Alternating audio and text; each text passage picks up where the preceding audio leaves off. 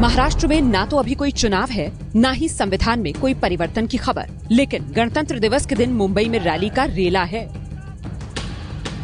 ये देखिए, एनसीपी प्रमुख शरद पवार, जेडीयू के पूर्व अध्यक्ष शरद यादव, लेफ्ट के नेता डी राजा, कांग्रेस के दिग्गज सुशील कुमार शिंदे, पृथ्वीराज चौहान, अशोक चौहान, टीएमसी के दिनेश त्रिवेदी, नेशनल कॉन्फ्रेंस के नेता उमर अब्दुल्ला, आरजेडी से राज्यसभा सांसद राम जेठमलानी, एक साथ पूरा विपक्ष इस मंच पर दिखाई दे रहा है। पहले इन नेताओं ने संविधान निर्माता बाबा साहेब भीमराव अंबेडकर की तस्वीर पर फूल चढ़ाए, फिर संविधान बचाओ रैली की शुरुआत की। विपक्षी दलों का आरोप है कि बीजेपी संविधान को तोड़ने की कोशिश कर रही है।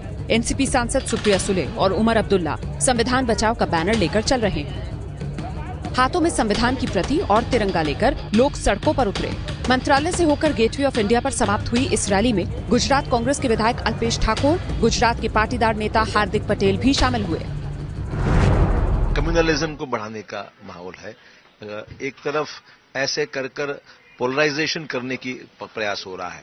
जो उपेक्षित जनजातियां हैं, शेड्यूल कास्ट, शेड्यूल ट्राइब, पिछड़े वर्ग, उनके जो इश्यूज है उसको बाजू में रखकर उनके ऊपर बिल्कुल सरकार का ध्यान नहीं है। जो सरकार का रवैया है, उनके जो मंत्री है वो संविधान के बारे में क्या बोल रहे हैं, और आज इस देश में खुले बोलना, ये लोग एक डर का माहौल सब जगह है, तो इसके सबके खिलाफ और संविधान को बचाने की जरूरत आज महसूस हो रही है। देश संविधान से चलता है और अभी में हमने देखा है कि किसी एक नेता या किसी पार्टी से देश को चलाने का प्रयास हो रहा है। जब देश के अंदर संविधान से सब कुछ तय होता है तो फिर क्यों कहीं ना कहीं कुछ लोगों की वजह से संविधान का धिक्कार किया जा रहा है।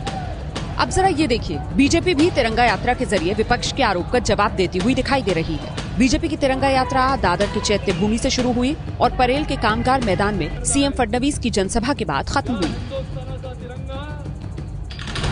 दोस्तों, इनका ये एजेंडा कभी भी सफल नहीं होगा। ये कितना भी प्रयास कर ले, जब तिरंगा निकलेगा तो भारत की हर जाति का, धर्म का, संप्रदाय का, भाषा का हर व्यक्ति उस तिरंगे के पीछे चलता हुआ दिखाई देगा। शिवसेना ने दोनों रैलियों से अपनी दूरी बनाई। शिवसेना मोदी सरकार में फिलहाल शामिल है और महाराष्ट्र की फडणवीस सरकार में भी शिवसेना के मंत्री हैं। 2014 लोकसभा चुनाव दोनों पार्टियां साथ लड़ी थी। तब 24 सीटों पर लड़कर बीजेपी 23 सीटें जीत गई थी। 20 सीट पर लड़कर शिवसेना को 18 पर जीत मिली थी। एक सीट एनडीए में शामिल स्वाभिमान पक्ष के खाते में गई, यानी 48 लोकसभा सीटों में से एनडीए को 42 सीटें मिली थी। बाकी 6 सीटें कांग्रेस और एनसीपी के खाते में गई। लेकिन अब स्थिति थोड़ी अलग है। शिवसेना लोकसभा और विधानसभा चुनाव में अकेले लड़ने का ऐलान कर चुकी है। बीजेपी भी नए सिरे से रणनीति बनाने में जुटी है और विपक्ष भी इस तरह के कार्यक्रम के जरिए राष्ट्रीय स्तर की गोलबंदी में जुटा है।